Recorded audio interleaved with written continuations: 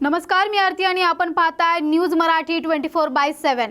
चला तर मग एक नजर टाकूयात आजच्या महत्त्वाच्या घडामोडींवर। नवी मुंबईत मुसळधार पावसामुळे अनेक ठिकाणी साचले पाणी। नवी मुंबईमध्ये पावसाची जोरदार बॅटिंग सुरू आहे। अनेक ठिकाणी पाणी भरले आहे। एपीएमसी बाजारात सुद्धा पाणी भरले। रात्रीपासून रिमझिम सरी, मात्र सकाळी पावसाचा जोर वाढला होता। अमरावती जिल्ह्यात सकाळपासूनच ढगफुटी सदृश्य पाऊस। अमरावती जिल्ह्यातील चांदूर बाजार तालुक्यात सकाळपासूनच ढगफुटी सदृश्य पाऊस सुरू आहे। चांदूर बाजारात तालुक्यातील माधान, ब्राह्मणवाडा, थडी, सोनार अशा गावात नदीचे स्वरूप प्राप्त झाले आहेत।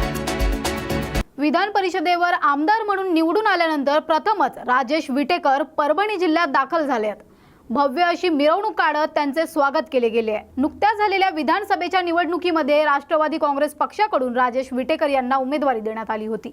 या निवडणुकीत त्यांचा विजय देखील झाला। आमदार झाल्यानंतर प्रथमच आज ते परभणी जिल्ह्यात दाखल झाले आहेत।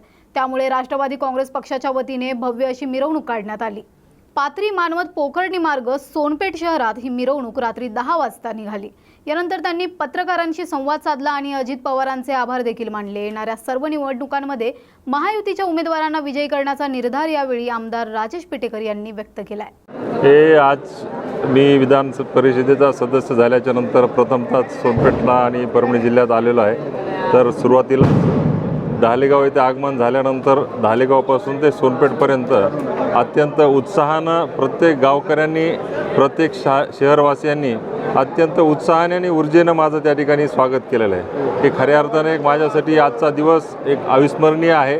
आणि निश्चित दुसऱ्या बाजूनं सांगायचं झालं तर हा माझ्यावर कुठेतरी सर्वांचं प्रेम आहे आणि त्या प्रेमाच्या माध्यमातून त्यांनी सर्वांनी आज प्रचंड माझ्यावर वर्षाव केलेला आहे की मला आज पाहायला मिळालं। आणि दादांबद्दल तर मी सुरुवातीपासून सांगतो, बोलले तैसा चालले त्याची वंदावी पावले।